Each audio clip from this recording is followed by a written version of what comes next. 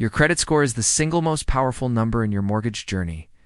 A difference of just 40 points can mean a higher interest rate, thousands more in payments, or a flat-out denial. Let's talk about how to move that number fast before you ever walk into a lender's office.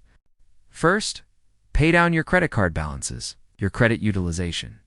How much of your available credit you're using makes up 30% of your score.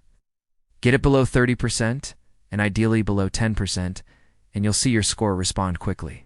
Second, don't close old accounts. Length of credit history matters. That old card you never use, keep it open. Closing it actually shrinks your available credit and can hurt your score overnight. Third, dispute errors on your credit report immediately.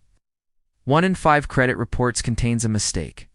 Wrong late payments, incorrect balances, accounts that aren't yours. These drag your score down silently for months. Fourth, become an authorized user on a family member's or spouse's account that has a long history and low balance. Their positive history gets added to your report, and your score reflects it.